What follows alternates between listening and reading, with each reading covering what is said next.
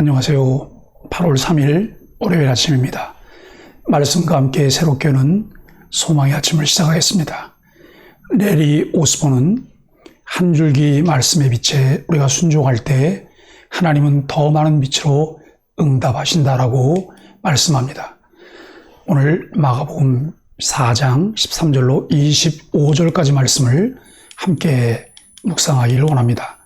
오늘 이 말씀을 통해서 하나님 나라 같은 씨앗 다른 맛이라고 하는 주제로 말씀을 묵상합니다. 숨긴 것은 드러나게 되니 들을 귀 있는 자는 들으라고 예수님이 말씀하십니다. 헤아려 주는 것만큼 헤아림을 받을 것입니다. 있는 사람은 더 받게 될 것이며 없는 사람은 마저 빼앗길 것입니다. 씨를 땅에 뿌린 것처럼 하나님 나라는 스스로 열매를 맺고 추수 때가 이르면 거둡니다. 신앙은 하나님의 말씀을 들음으로 시작해서 순종으로 마무리됩니다. 시간이 지난 후 예수님이 홀로 계실 때 사람들과 제자들은 비유에 대해 궁금했던 부분을 질문했습니다. 예수님은 그들에게 비유를 설명하십니다. 씨 뿌리는 자는 말씀을 뿌리는 것이고 말씀이 뿌려졌을 때 받는 상태에 따라 결실이 다르게 나타나는 것을 보여줍니다. 즉 말씀을 듣는 사람마다 마음의 상태와 자세가 그들의 결실의 결과를 결정합니다. 농사에서 씨앗 품종에 따라 결실의 차이가 있습니다. 그런데 이 씨 뿌리는 비유에서 사용된 씨앗은 이미 검증된 최상의 품종입니다.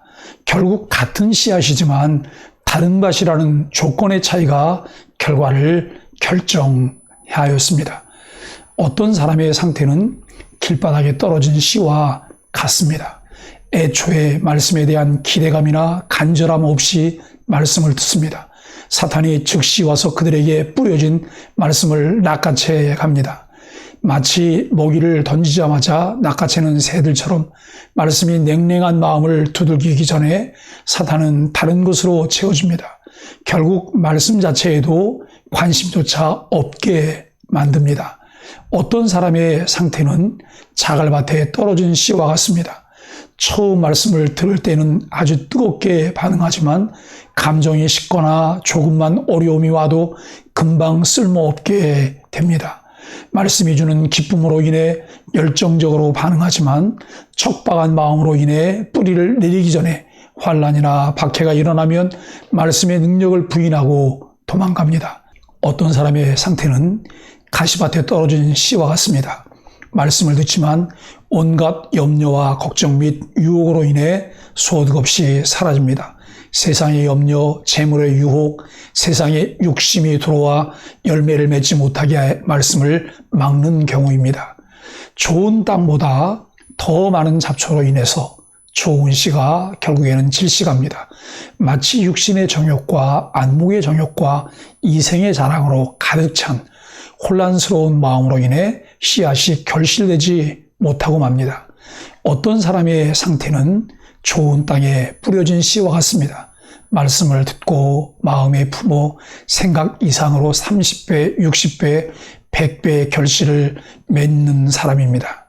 좋은 땅의 마음을 가진 사람은 갈아엎어 놓은 밭처럼 부드럽게 된 마음의 소유자는 믿음으로 겸손히 말씀을 받아들이는 사람입니다. 좋은 땅의 마음을 가진 사람은 사탄이 채가지 못하도록 말씀을 즉시 받아들입니다. 좋은 땅의 마음을 가진 사람은 박해로 인해 시들지 않도록 온 마음을 다해 받아들입니다.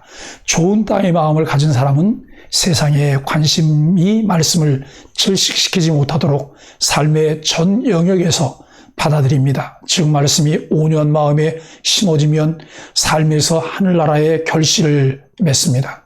하나님의 말씀이 내 삶에 결실을 맺도록 신경 써야 하는 부분이 무엇일까요?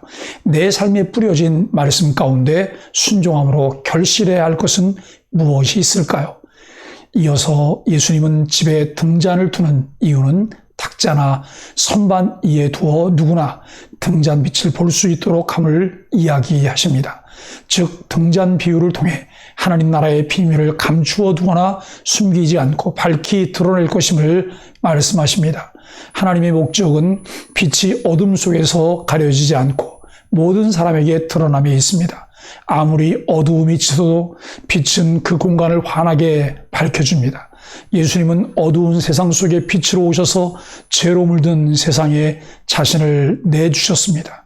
그리스도인들은 아무리 힘들고 어려워도 신앙을 드러내야 합니다. 우리도 세상에서 주님처럼 자신을 내주고 희생할 때 복음을 증언하며 자신이 속한 곳에서 빛을 드러낼 수 있습니다. 각자 자신이 발붙이고 호흡하는 세상 한 구석에서 빛으로 존재하십시오. 예수님은 다시 한번 불을 끼는 자는 들으라고 말씀하십니다. 예수님은 좀 더 깊은 차원의 들음을 말씀하십니다. 말씀을 들을 때 온 마음과 영혼으로 들어야 합니다.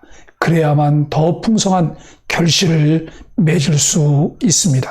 아무리 말씀을 들어도 씨 뿌리는 비후의 길가, 자갈밭, 가시밭의 상태로 들으면 있는 것까지 빼앗길 수 있습니다.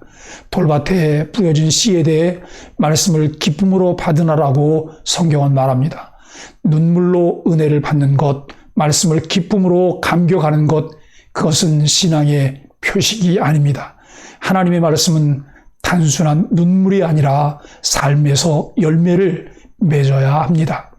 기도하겠습니다. 온 마음으로 하나님의 말씀에 귀를 기울이게 하소서.